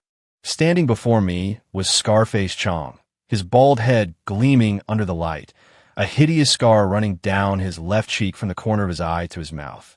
Beside him stood a tall, thin man wearing gold-rimmed glasses, fiddling with a laptop. "Mr. Chi, heard so much about you." Scarface Chong grinned, revealing several gold teeth. "Know why we invited you here?" I pretended to struggle. "This is kidnapping. How much did Zhou Hao pay you?" Scarface Chong's expression changed. "Smart guy." He leaned in, the stench of alcohol hitting me. "Since you're so smart, why don't you hand over that stock market prediction algorithm?" "What algorithm?" I feigned confusion. Still pretending, Scarface Chong punched me in the stomach. Excruciating pain doubled me over. "Boss Zhou said you have an AI that can predict the stock market." "I want that." Gasping for breath, I looked up, a faint smile playing on my lips. "Didn't Zhou Hao tell you? That AI has a self-destruct feature. If I don't return on time, all the data automatically uploads to the police servers." Scarface Chong's face changed drastically. He looked at the man with gold-rimmed glasses. The latter pushed up his glasses. "It's possible. Systems of this level usually have protective mechanisms." "Then let him operate it himself." Scarface Chong waved impatiently. "You have 10 minutes. Copy the algorithm onto this computer, or else." He pulled a dagger from his belt and tapped it lightly against my cheek. I nodded, pretending to be scared. The man with glasses untied my right hand and pushed the laptop towards me. I flexed my fingers and typed a line of code. "It needs my encrypted USB drive," I said. "It's in the inner pocket of my suit jacket." Suspiciously, Scarface Chong searched me, found the USB drive, and handed it over. I inserted it into the computer and pretended to work, but actually activated the tracking program hidden inside. Complex code began scrolling across the screen. The man with glasses watched, his eyes gleaming. "So intricate," he murmured. Just then, several muffled thuds sounded from outside the warehouse, followed by chaotic footsteps. Scarface Chong spun around alertly. "What's that noise?" Before he finished speaking, the warehouse doors burst open and heavily armed SWAT officers rushed in. "Police! Don't move!" Scarface Chong roared and pulled out his pistol, but before he could fire, he was hit by a taser and collapsed, convulsing. The man with glasses tried to run, but was tackled and pinned down by 2 officers. Zhao Feng walked in with a police officer and untied me. "Are you okay?" I rubbed my wrists, smoother than expected. Then I pointed to the surveillance camera in the corner. "Did that capture everything?" "Live stream the whole thing." Zhao Feng grinned, including the part where Zhou Hao called 5 minutes ago to give instructions. "The police have already gone to invite him to assist with their investigation." I took out my phone and dialed a number. "Reporter Sue, interested in covering a case about a listed company's boss colluding with organized crime to kidnap a competitor." The next day, the entire financial circle was in an uproar. Photos of Zhou Hao being taken away by the police for investigation dominated the headlines of major media outlets. Zhou Enterprises' stock price hit the lower limit right at the market open. Simultaneously, news broke that the Fed had unexpectedly announced plans to shrink its balance sheet, causing global markets to plummet. I stood in the company's trading hall, watching the sea of red on the large screens. Only our products, thanks to preemptive risk aversion, were not only unscathed, but had also profited handsomely from short selling. "Mr. Chi, Zhou Enterprises has fallen below the margin call level," a trader shouted excitedly. "The banks are initiating forced liquidation. Initiate the harvest plan." Within 3 hours, through a series of complex maneuvers, We quietly acquired 15% of Zhou Enterprises' circulating shares, becoming the second largest shareholder. Just as I was about to leave, Xiao Zhang hurried over. Mr. Chi, Miss Gu is at the front desk. She says she needs to see you. I raised an eyebrow. Let her in. When Gu Jiaojiao burst into the office, I almost didn't recognize her. Her makeup was smeared, her eyes were red and swollen, her expensive suit was wrinkled, and she clutched a file folder. Qi Shuyang, I'm begging you, let Zhou Hao go. She dropped straight to her knees, her voice hoarse. He knows he was wrong. If you just drop the charges. I motioned for Xiao Zhang to leave and close the door. Miss Gu, kidnapping is a criminal offense. It's not something I can simply withdraw. But he truly didn't know about the organized crime stuff. Gu Jiaojiao grabbed my trouser leg. It was Scarface Chong acting on his own. I sneered and pulled up an audio recording on my computer. Zhou Hao's voice came through clearly. Use whatever means necessary. You must get that AI algorithm. Gu Jiaojiao's face turned deathly pale instantly. And this? I opened a bank statement. Over the past 6 months, Zhou Hao transferred a total of 6 million to Scarface Chong's account, noted as service fees. Still call that unknowing? She collapsed onto the floor, tears smudging her mascara. What will it take for you to let him go? I leaned down and whispered, tell me about Zhang Jianjun. Gu Jiaojiao's head snapped up, fear flashing in her eyes. Who? I don't know him.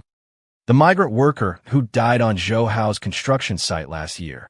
I stared intently into her eyes. His death was related to Zhou Hao, wasn't it? It was just an accident, she screamed uncontrollably. Then, realizing her slip, quickly covered her mouth. I straightened up and took out my phone.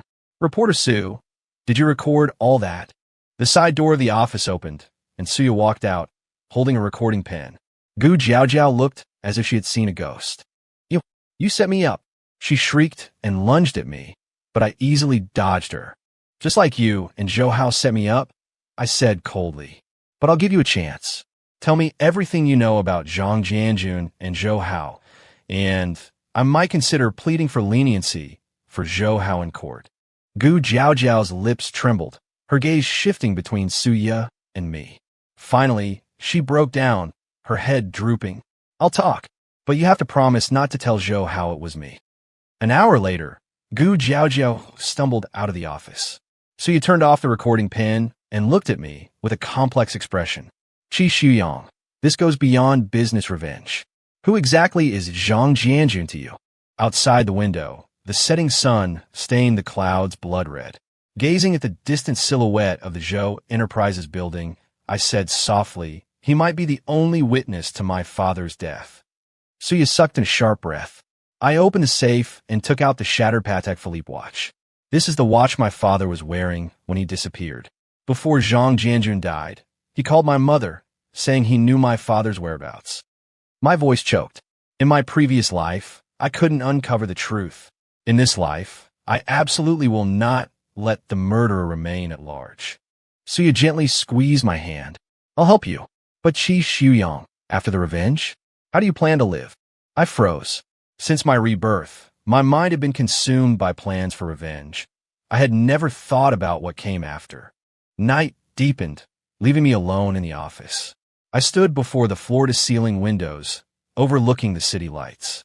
Ice cubes clinked in my whiskey glass, reflecting countless shattered, distorted images of myself.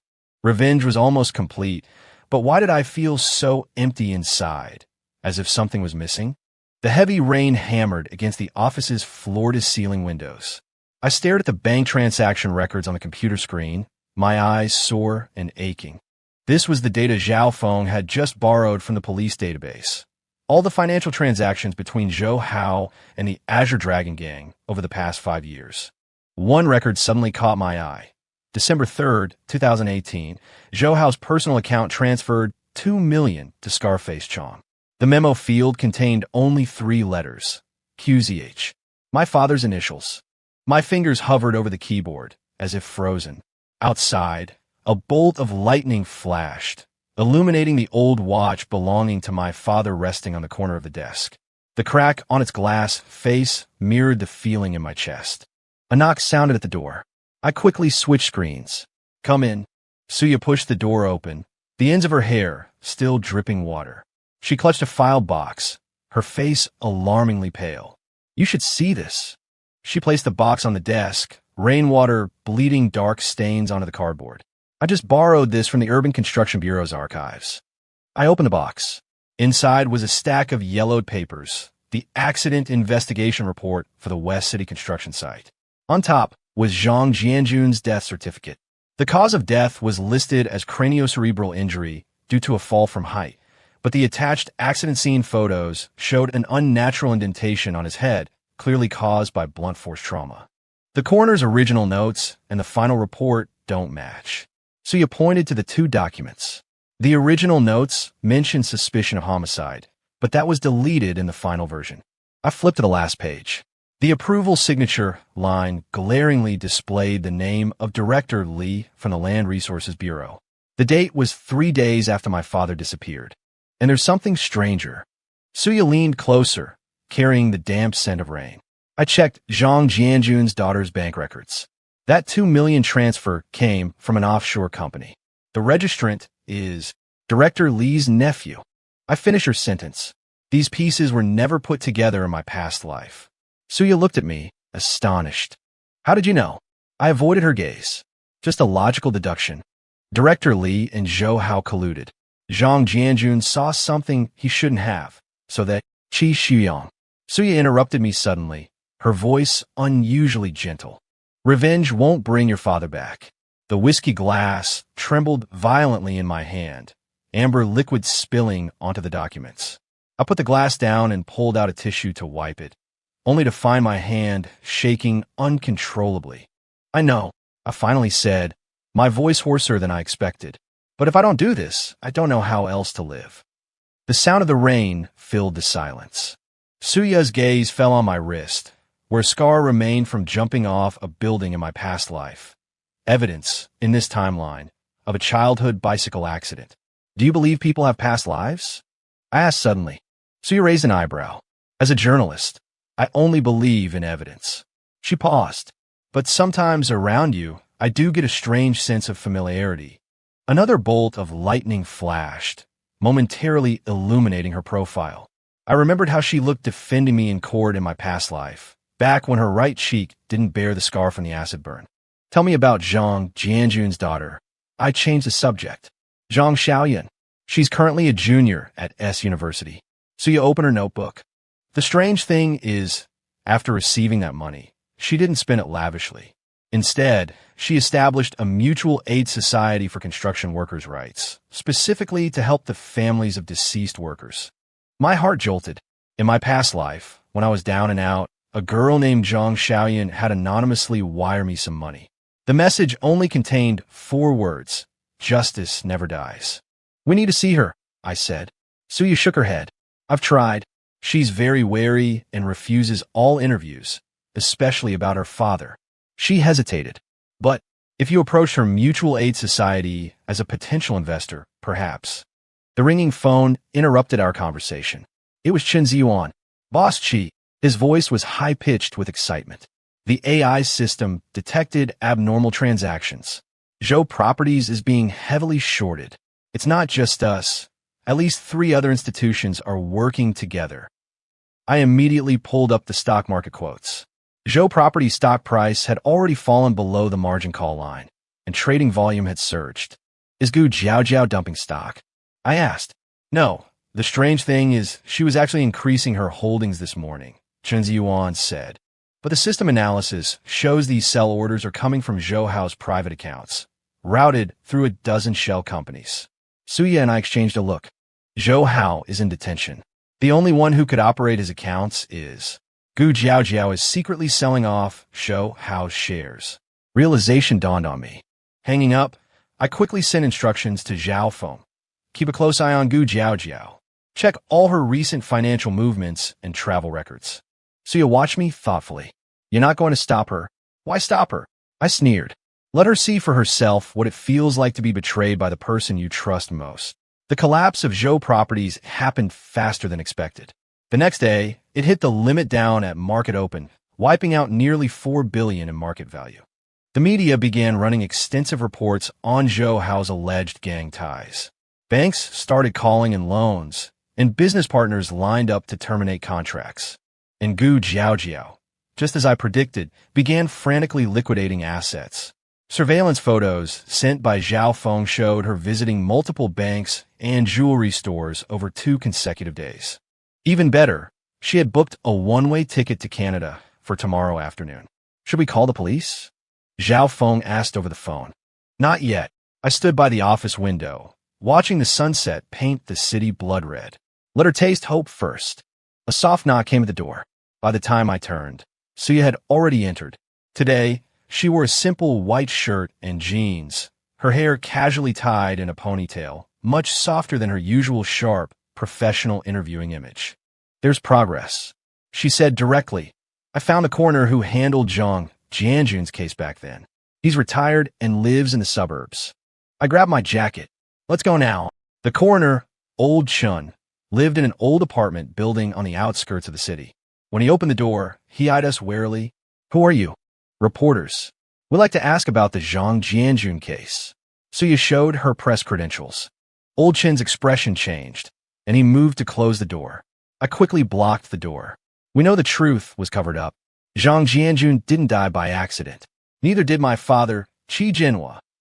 Hearing my father's name, Old Chin's hand suddenly trembled. He glanced around nervously, then lowered his voice. Come in. The small living room was piled high with medical books. Old Chun poured us tea, his hands still unsteady, spilling some on the glass coffee table. 10 years, he murmured. I have the same nightmare every night. So you turned on her recorder. Can you tell us what happened back then? Old Chun took a deep breath. When Zhang Jianjun's body arrived, the skull fracture was clearly caused by blunt force trauma. I noted suspicion of homicide in my report. He wiped sweat from his forehead. But the next day, Director Li came to see me personally. He said it was an important investment project and couldn't be affected. How much do they pay you? I asked bluntly. Old Chun jerked his head up. It wasn't about money. They threatened my grandson. His voice choked. I changed the report, but I kept the original notes, hidden in a specially marked folder in the archives. Why Zhang Jianjun? I pressed. What did he see? Old Chin's gaze drifted into the distance. He said, he saw a group of people push a middle-aged man into a concrete mixer truck. The man was wearing a very expensive watch. My blood ran cold. My father's watch. Zhang Jianjun recognized the man wearing the watch. Old Chin continued. He said it was a businessman featured in the newspapers a few years ago, surnamed Qi. Suya's hand suddenly covered the back of mine. Only then did I realize my nails were digging deeply into my palm. One more thing. Trembling, Old Chun retrieved an envelope from the depths of a bookshelf. This was found in Zhang Jianjun's pocket. No one else knows. I thought, it should go to you. Inside the envelope was a crumpled slip of paper with a string of numbers scrawled crookedly on it. QZH1023. What's this? Suya asked, puzzled. I stared at the numbers, my heart pounding wildly. My father's birthday plus the last 4 digits of his watch's serial number. By the time we left Old Chin's place, it was completely dark. Suya drove in silence. I sat in the passenger seat, staring blankly at the slip of paper. The chain of evidence is complete now. Suya said softly, what are you planning to do? I didn't answer immediately. 10 years. I finally knew what had happened to my father, but the knot of grief in my chest hadn't eased at all. Deal with Gu Jiaojiao first. I finally said, she'll be at the airport tomorrow. We'll intercept her there. My phone suddenly vibrated, cutting me off. It was a text message from Zhang Xiaoyan. So you must have given her my number at some point. Mr. Qi, I'd like to meet you. Regarding my father and yours. Tomorrow at 10 a.m., Workers' Cultural Palace. So you looked at me, puzzled. What is it? I handed her the phone. Her brow furrowed. That's strange. I never gave her your contact information. We both realized something at the same time. I immediately called Zhao Feng. Check Zhang Xiaoyan's recent call records.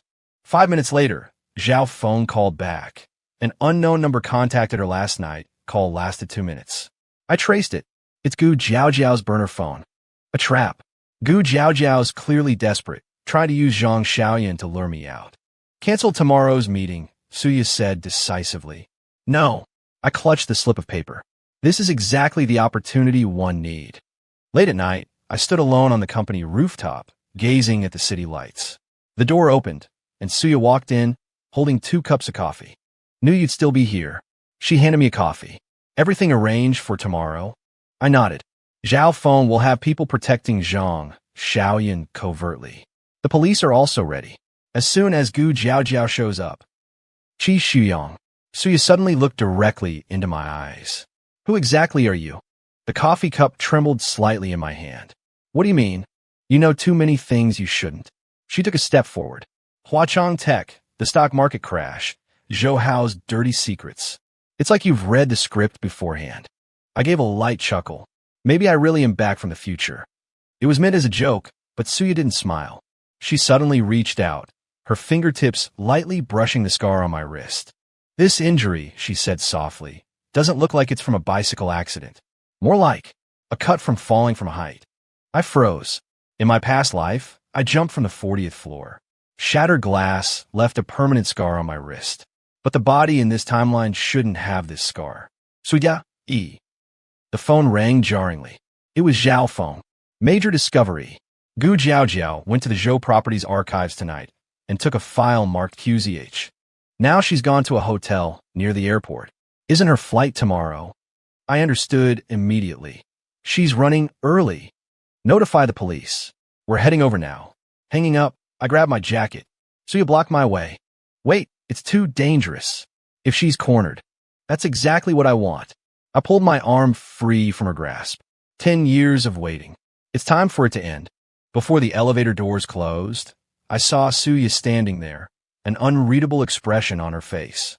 Like worry, but also like some kind of realization. The rain started again. This time, it would wash away all the bloodstains and lies. The corridor of the airport hotel was laid with thick carpet, completely absorbing the sound of footsteps. I stood before room 1218, glancing at the location on my phone. Gu Jiaojiao's signal was indeed coming from this room. Zhao Feng's voice came through my earpiece. The police have surrounded the entire floor.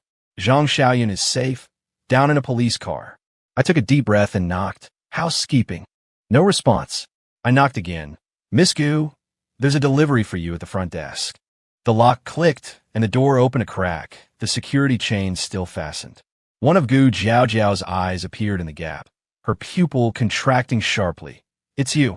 She tried to slam the door shut, but I forced my way in first, my shoulder hitting the doorframe with a dull ache. The room was a mess. Several open suitcases lay sprawled on the bed, clothes and documents scattered everywhere. Gu Jiaojiao stumbled backward, clutching a file folder tightly, her face pale as paper. Catching a flight? I glanced at the plane ticket on the nightstand. Vancouver, taking off in an hour. Get out. Her voice was shrill, her right hand stealthily reaching under the pillow. Or I'll scream. I sneered. Go ahead. Let's see who gets here faster, security or the police. I took a step forward. What's that in your hand? She suddenly pulled a small pistol from under the pillow, aiming it at me with trembling hands. Don't come any closer. I know you set this up. Zhou Hao, the company, it was all you. I stopped, staring at the gun. In my past life's final moments, I too had been cornered like this, only holding a wine glass, not a weapon. What's in the QZH file? I asked directly. About my father. Gu Jiaojiao's lips trembled, the gun barrel dipping slightly. You know. I know Zhou Hao killed him. I took another step forward. Now I want the details. She suddenly laughed, a terrifyingly twisted smile. You think Zhou Hao was the mastermind? She waved the file folder. Your father discovered evidence of Qin Zhangwo and Director Li's corruption. They were the ones behind everything. Zhou Hao was just the enforcer. Her words hit me like a punch to the gut. Old Qin, the old man who had helped me in my past life and favored me in this one? The proof. My voice was hoarse. Just as Gu Jiaojiao was about to speak, police sirens wailed outside. She looked out the window in panic, and I took the chance to lunge at her. The gun went off, the bullet grazing my ear and hitting the wall. We both fell to the ground. The file folder flew open, papers scattering everywhere. I pinned her wrist and wrestled the gun away. Gu Jiaojiao struggled beneath me, her carefully styled hair falling loose, the scent of expensive perfume mixing with the sour smell of sweat. "Let me go. You lunatic," she screamed, her nails scratching my cheek. The door burst open, and police officers rushed in. I was pulled aside as Gu Jiaojiao was forced to the ground and handcuffed. She was still screaming, her voice now hoarse. "Qi Shuyang, you'll regret this. Qin Zhangwo won't let you get away with it." An officer picked up the scattered papers and handed one to me. "Is this what you were looking for?" It was a yellowed project acceptance form, dated the day after my father disappeared. In the signature field, Qin Zhangwo's name stood out starkly, next to Director Li's approval. Project compliant, hazards eliminated. At the top of the form, the project name read, West City Industrial Zone Underground Pipe Network Renovation. My vision blurred. Had old Qin helped me in my past life out of guilt? Why had he approached me in this life? "Mr. Qi," the officer looked at me with concern. "Do you need medical assistance?" I shook my head, pointing at the scattered documents. This is all evidence." 3 months later, in court, Defendant Zhou Hao, found guilty of intentional homicide, organizing and leading a mafia-style organization, kidnapping, and illegal business operations, considering all offenses, is sentenced to life imprisonment, deprived of political rights for life. Zhou Hao's face was ashen. Upon hearing the verdict, his legs gave way, and he had to be held up by the bailiffs to stand. His gaze swept over the gallery, pausing on my face for a second, filled with pure hatred. Defendant Gu Jiaojiao, found guilty of embezzlement, misappropriation of funds, and harboring a criminal, is sentenced to 15 years imprisonment. When Gu Jiaojiao heard the verdict, she suddenly turned to me, her meticulously made-up face contorted. "Qi Shuyang, you think you've won?" "Qin Zhangwo." The judge banged the gavel hard. "Order." Bailiffs quickly escorted Gu Jiaojiao from the courtroom. As she passed me, she suddenly broke free and shrieked at me. "He's been using you, just like he used your father." Her voice faded away, and the courtroom fell silent again. Sitting in the plaintiff's seat, I felt a strange emptiness. 10 years of vengeance, ending just like this? A hand rested gently on my shoulder. Suya stood behind me, her eyes holding an emotion I couldn't decipher. "It's over." I nodded, but Gu Jiaojiao's words echoed in my mind. Was it really over? Qin Zhangwo's villa was nestled in the hills on the outskirts of the city, a tranquil setting. As I rang the doorbell, it began to rain. Old Qin himself opened the door. He looked much older than the last time I'd seen him, but his posture was still erect. "Ah, little Qi, I was just thinking of having you over for tea." In the living room, steam rose from an Yixing clay teapot. Old Qin poured me a cup of tea, his movements still graceful and unhurried. "You won the case. Congratulations." "You already know?"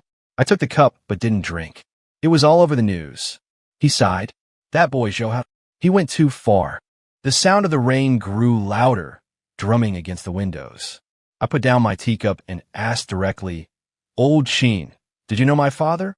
His hand trembled almost imperceptibly, spilling tea onto the rosewood table. "Of course. We were university classmates, and we worked on a project together later. The West City Underground Pipe Network." The air in the room seemed to freeze. Old Qin slowly lowered the teapot, the wrinkles on his face deepening in the shadows. "What did she tell you?"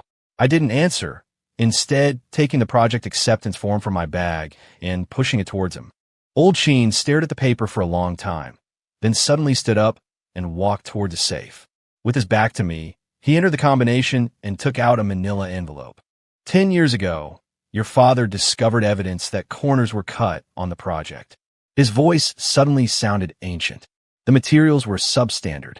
If there were an earthquake, the entire underground gas pipeline network in the West City District would explode like a string of firecrackers.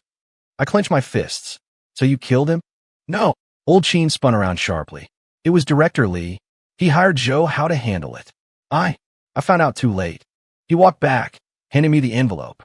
"This is the evidence I've gathered over the years. I had intended to take it to my grave." I opened the envelope. Inside were photographs, cassette tapes, and ledgers. The topmost photo showed my father tied to a chair, his face bloody, but still alive. The date was the day before he disappeared. "Director Li and Zhou Hao thought your father had hidden the evidence somewhere, so Old Sheen's voice choked. By the time I got there, I could only salvage these. Why didn't you go to the police? I tried. Old Sheen gave a bitter smile. But Director Lee had connections. Without sufficient proof. He gestured towards the materials.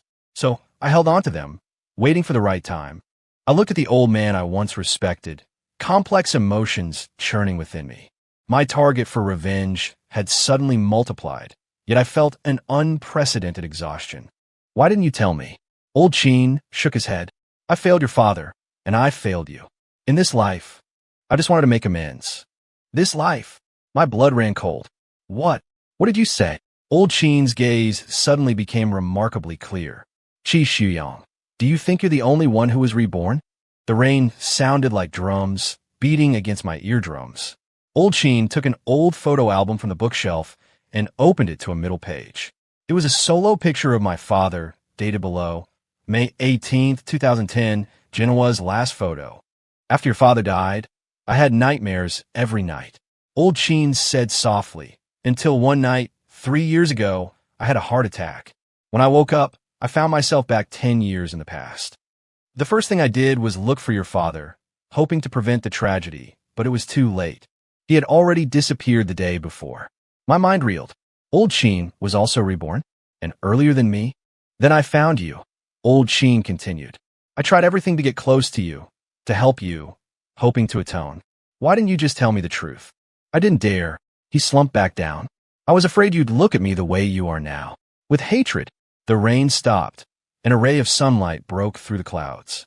I looked at the old man's stooped back, suddenly unsure whether to hate him or forgive him. This evidence is enough to convict Director Lee. I finally said, standing up. As for you, I'll consider it. As I was leaving, Old Sheen called out, Qi Shuyang, rebirth is a second chance. Don't waste it on guilt like I did. My father's grave was covered in lush green grass. I knelt before the headstone, burning copies of the case files and the evidence Old Sheen had provided, one by one. Flames consumed the paper, ashes scattering in the wind. Dad, the culprits have all faced justice. I whispered, my fingers tracing the cold stone, including Director Lee, the mastermind back then. He was arrested yesterday in Hainan. Footsteps sounded behind me. Suya approached, holding a black umbrella, and stood silently beside me. Raindrops pattered on the umbrella like distant drumbeats. Is it all over? She asked. I nodded, suddenly overcome by an exhaustion I'd never felt before. I rested my forehead against my father's headstone, my shoulders trembling uncontrollably. 10 years of hatred, an obsession spanning 2 lifetimes, melted into scalding tears at that moment. Suya gently placed a hand on my back, saying nothing. Her presence, like the umbrella, silently shielded me from the storm. 1 year later, at the coffee shop where we first met, I pushed open the door. Suya was already sitting in her usual spot, 2 cups of coffee on the table. Sunlight streamed through the window, illuminating her face, much softer than when we first met a year ago. Finished the article, I sat down, gesturing to the notebook beside her. It runs tomorrow. She pushed a coffee towards me, just confirming a few last details. I took a sip, still an Americano, no sugar, bitter with a tang of sourness, just like this story. Are you really going to publish the part about Qin Jiangwo? I asked. Suyanadith. He provided crucial evidence. His merits and faults should be recorded separately. She paused. Readers have the right to know the truth. I gazed out the window at the pedestrians hurrying by, each heading towards their own destination. For the first time since my rebirth, I felt truly relaxed. Suya, there's something I've never told you. I took a notebook from my bag, about why I could predict so many things. She took the notebook and opened it to the first page. It contained everything I'd recorded since my rebirth, events from the future, memories of my past life, and the changes in this one. This is... Her finger stopped on a page describing how, in my past life, she had been disfigured by an acid attack. I'm from 10 years in the future. I said plainly, or rather, I already lived through those 10 years. In another timeline, I lost to Zhou Hao and Gu Jiaojiao and ended up jumping off a building. When I opened my eyes again, I was back at the engagement party. Revealing this secret felt like a huge weight off my shoulders. Whether she believed me or not, at least I didn't have to pretend anymore. Suya's reaction was unexpected. She gently closed the notebook, reached out, took my wrist, and rubbed the scar there with her thumb. I know. What? Many of the future events you described were news stories I reported on 10 years ago. She smiled, especially in the financial section. Only the outcomes were different from your memories. My eyes widened. Are you saying I'm not reborn? She shook her head. But as a journalist, I'm used to verifying every detail. Your predictions were too precise, so precise it was like you'd lived through it.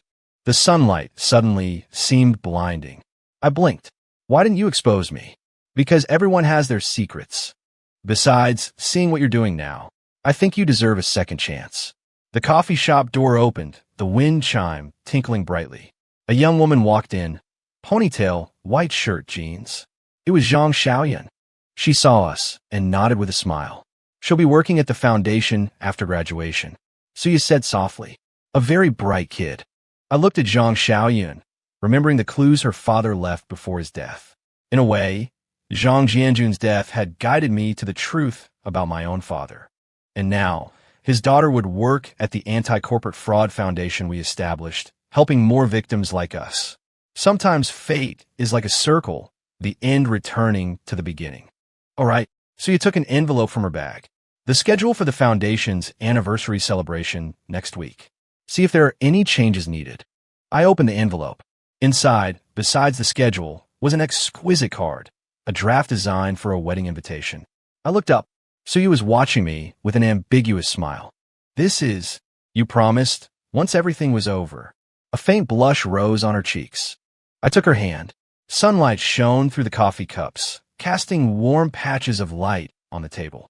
Rebirth gave me the chance for revenge, but what truly gave me a new life was the woman before me, who saw through all my pretenses yet still chose to believe.